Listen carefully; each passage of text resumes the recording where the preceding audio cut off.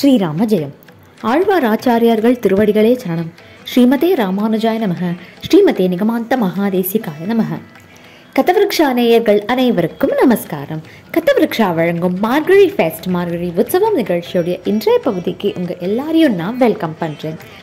பெருமாள் தாயார் அனுகிரகத்தால் கண்ணன் எனும் கோவிந்தர் அப்படின்ற தீமில் இந்த வருஷம் பல நிகழ்ச்சிகளை கேட்டு தெரிஞ்சுண்டு அனுபவிச்சுண்டு வந்துட்டுருக்கோம். நேற்றுக்கு கண்ணனும் குச்சேலனும் அப்படின்ற தலைப்பில் கண்ணன் சுதாமாவுடைய சந்திப்பை பற்றி முதல் பகுதி தெரிஞ்சுட்டோம். சுதாமா கிருஷ்ணரை பார்த்துட்டார், கிருஷ்ணர் ஓடோடி வந்துட்டார் சுதாமாவை பார்க்கறதுக்கு. அதுக்கப்புறம் நடந்த நிகழ்வுகள்லாம் என்ன, அதுலேருந்து நம்ம என்னெல்லாம் தெரிஞ்சுக்க போகிறோம், அதெல்லாம் தான் இன்னியோடைய எபிசோடில் பார்க்க போகிறோம். கிருஷ்ண பக்தியோடைய இம்பார்ட்டன்ஸை தெரிஞ்சுக்க போகிறோம். எல்லாரும் இப்போ அதை கேட்டு தெரிஞ்சுட்டு அனுபவிக்கலாம். சுதாமா குச்சேலா குச்சேலா சுதாமா சுதாமான்னு கூட்டுண்டே ஓடுற கிருஷ்ணன் என்னை கண்டுபிடிச்சிட்டான்னு இவரும் ஓட அவரும் ஓட 2 பேரும் கட்டி பிடிச்சிட்டு அவ்வளோ அழுதாளாம். அதுக்கப்புறம் என்ன நடந்ததுன்னு நமக்கே தெரியும். அதுக்கப்புறம் அரண்மனையை சுற்றி காமிச்சான் கிருஷ்ணன்.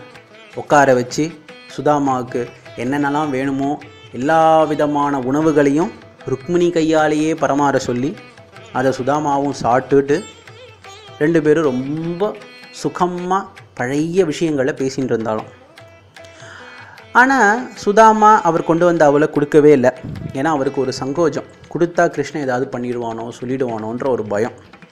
கிருஷ்ணனுக்கு தெரியும், ஏன்னா அவன் தான் பரமாத்மாவாச்சே, அவனுக்கு தெரியும் சுதாமா அவள் கொண்டு வந்திருக்கார் அப்படின்றது தெரியும். எப்படியாவது சுதாமாவை ஏமாற்றி அந்த அவளை வாங்கணும் அப்படின்னு சுதாமா வேறு எதையோ ஒரு நினைப்பில் இருக்கும்போது சட்டுன்னு அந்த இதை எடுத்தார், மூட்டையை எடுத்தார், பிரிச்சர். அதிலிருந்து அவள் எடுத்து வாயில் போட்டுண்டு, ஆஹா என்ன ஒரு அற்புதமான அவள், இதை சாப்பிட்டு எவ்வளோ வருடங்கள் ஆயிடுத்து அப்படின்னு. இதை கேட்டவொன்னே சுதாமாவுக்கு அவ்வளோ சந்தோஷம். பெருமாள் எவ்வளோ பிடி அவள் சாப்பிட்டார் அப்படின்னா அதில் ஒரு பிடி அவள் சாப்பிட்டார் அப்படின்ற மாதிரி தான் நம்மளுடைய புராணங்கள்லாம் சொல்கிறது. 2வது பிடி அவள் எடுத்து வாயில் போடும்போது தாயார் கையை பிடிச்சி விட்டா அப்படின்ட்டு. அதுக்கு நிறைய எக்ஸ்ப்ளனேஷன் வியாக்கியானங்கள் கொடுக்கப்பட்டிருக்கு. ஆனால் நான் இதை ஒரு இடத்துல கேட்டது ரொம்ப அற்புதமாக இருந்தது. என்னென்னா, 2வது பிடி அவள் எடுத்து வாயில் போடும்போது தாயார் சட்டுன்னு கையை பிடிச்சிட்டு அவளுடைய குடும்பம் சேமமாக இருக்கிறதுக்கு சௌக்கியமாக இருக்கிறதுக்கு இந்த ஒரு பிடி அவள் போதாதான்னு பெருமாளை பார்த்து கேட்டிருக்கா. தாயார் கேட்ட உடனே பெருமாள் நிறுத்திட்டாரான் சாப்பிட்றதுக்கு. ஏன்னா தாயார் மனசில் இவாளுக்கு சுபிக்ஷம் கடாட்சம் பண்ணுறதுக்கு இந்த ஒரு படி அவள் போருன்னு நினச்சா மட்டும்தான் அவள் ஆற்றுல செல்வம் கொழிக்க போகிறது. பெருமாள் 10 கைப்பிடி அவள் சாட்டுமே, தாயார் அதை நினைக்கலைன்னா அவள் ஆற்றுல செல்வம் கொழிக்காது. ஏன்னா தாயார் தான் செல்வத்தை கொடுக்கணும், தாயாருடைய கடாட்சம் தான் செல்வத்தை கொடுக்கும். இது நம்ம எல்லாருக்குமே தெரிஞ்சது தானே. தாயார் நினைக்கணும். அதனால தான் தாயார் அதை நினைக்கிற வரைக்கும் பெருமாள் அவள் சாட்டுண்டே இருக்கணும். வேறு விதமான வியாக்கியானங்கள்லாம் இருக்குது. ஆனால் இந்த வியாக்கியானம் எனக்கு ரொம்பவே பிடிச்சிருந்தது.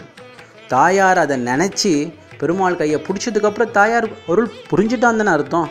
அதனால் அப்படி ஒரு விஷயம் நடந்த உடனே சுதாமாபுரியில் இருக்கிற சுதாமாவுடைய ஆற்றுல எல்லா விதமான செல்வங்களும் கொழிக்கிறது.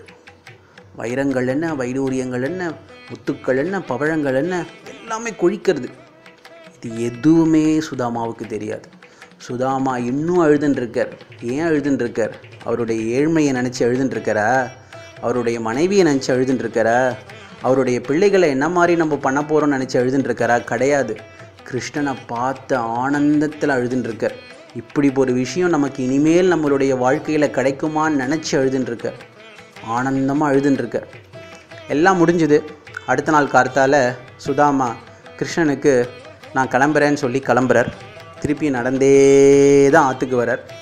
ஆற்றுக்கு பார்த்தா அவருடைய வீடு இருந்த இடத்துல ஒரு பெரிய மாளிகையாக அது மாறி போயிடுது. இன்னுமே புரியல அவருக்கு. என்னடா அது, நேற்று வரைக்கும் இங்கே ஒரு குடிசை தானே இருந்தது, இப்போ பார்த்தா அது மாளிகை ஆகிடுதே அப்படின்னு உத்து பார்த்தா அங்கே அவருடைய மனைவி ருக்மிணி தேவி என்னென்ன மாதிரியான ஆபரணங்கள்லாம் பூஷிச்சுட்டு இருந்தாலோ அங்கே அதே ஆபரணங்களை இங்கே எவ்வளோ பூஷின்னு நிற்கிறாளாம். அப்போ தான் அவனுக்கு புரியறது, கிருஷ்ணனும் ருக்மிணியும் சேர்ந்து நமக்கு நிறைய அருள் புரிஞ்சிட்டா.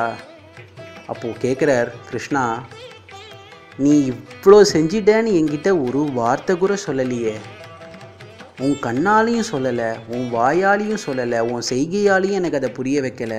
இங்கே வந்து பார்த்தா எனக்கு தேவையானது, தேவையில்லாதது, தேவைக்கு மேலே எல்லாத்தையுமே கொடுத்துருக்க. எனக்கு என்ன பண்ணணும்னு தெரியல. ஆனால் நான் இதை கேட்க உங்ககிட்ட வரலை. என்னை நீ தப்பாக நினச்சிக்காத. நான் வந்தது உன்னை சேவிக்கிறதுக்கு மட்டுமே தான் அப்படின்னு. கல்யாணி எல்லா ஆபரணத்தையும் பூஷிச்சுட்டு இருந்தாலும் அவள் மனசில் ஒரே ஒரு விஷயந்தான் இருந்துதான். என்னென்னா, சுதாமாவை கட்டி பிடிச்சிக்கணும் அப்படின்னு.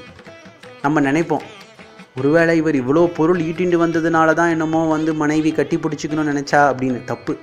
அவள் ஏன் நினச்சான்னா, கிருஷ்ணன் இவருடைய கைகளை தொட்டிருப்பான், இவருடைய கால்களை தொட்டிருப்பான், இவரை கட்டி அணைச்சிருப்பான். அந்த விஷயத்தினால இவரை நம்ம போய் கட்டி அணைச்சிக்கணும்.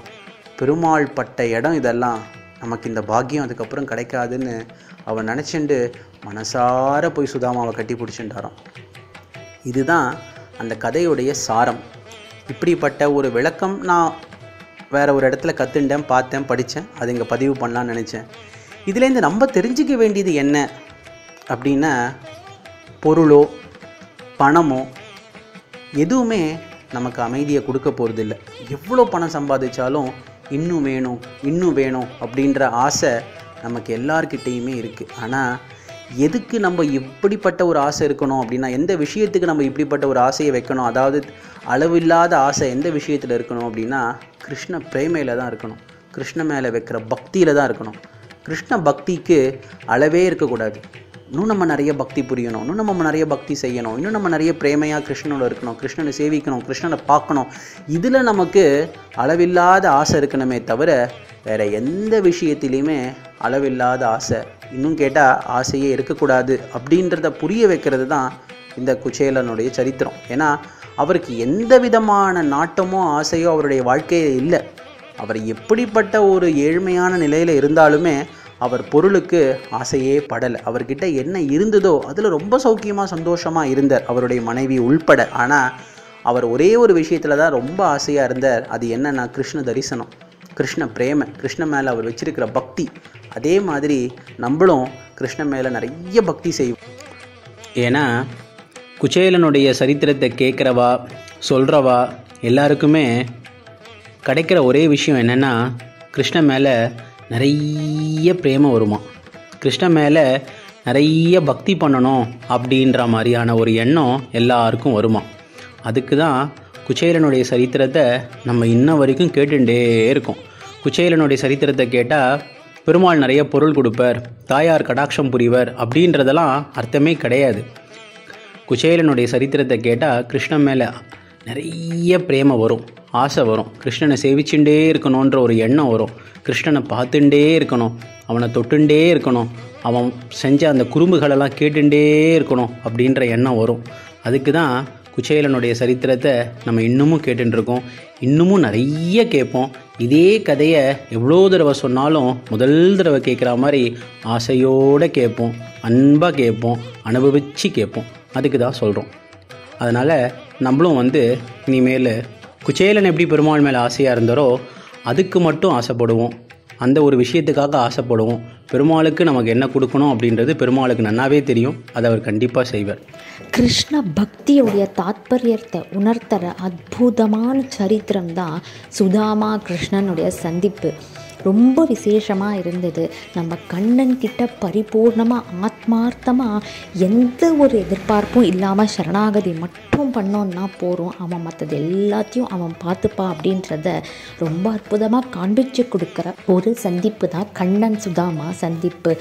சுதாமாவுடைய வாழ்க்கையிலேருந்து நம்ம எத்தனையோ விஷயங்கள் தெரிஞ்சுட்டோம். இது எல்லாத்தையும் 2 நாளாக நம்மளுக்கு ரொம்ப விசேஷமாக சொல்லிட்டு வந்தார் ஸ்ரீ நாராயண நரசிம்மன் அவர்கள்.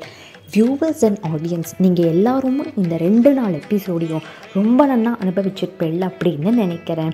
இதே மாதிரி கிருஷ்ண பக்தி நம்ம தினம் செலுத்திண்டே வரலாம். கண்ணனுடைய திருவடிகளை சரணடைஞ்சுட்டே இருப்போம், அவன் மற்றது எல்லாத்தையும் பார்த்துப்பான். எப்போயுமே நம்ம எல்லாரும் நல்லா இருக்கணும், லோகக்ஷேமமாக இருக்கணும்னு அந்த கண்ணனை பிரார்த்தனை பண்ணிக்கலாம். இன்னியோடைய மார்கழி உற்சவம் நிகழ்ச்சி ரொம்ப விசேஷமாக அமைஞ்செடுத்து நீங்கள் எல்லாரும் இதை நல்லா ரசிச்சிருப்பேள். இதே மாதிரி நாளைக்கு என்ன சிறப்பு நிகழ்ச்சி பார்க்க போகிறேன், நாளைக்கு it is going to be kids special program. அதை பார்க்கணும்னா எல்லாரும் மறக்காமல் கதவிருக்ஷாக்கு சப்ஸ்கிரைப் பண்ணுங்க. தினம் காத்தால மார்கழி மலர் திருப்பாவையில் திவ்ய தேசம் நிகழ்ச்சியும் மிஸ் பண்ணாமல் கண்டிப்பாக பாருங்கோ. மீண்டும் நாளை காலை கதவிருக்ஷாவின் மார்கழி மலர் திருப்பாவையில் திவ்ய தேசம் நிகழ்ச்சியில் உங்கள் எல்லாரையும் நான் மறுபடியும் சந்திக்கிறேன். அது வரைக்கும் நமஸ்காரம்.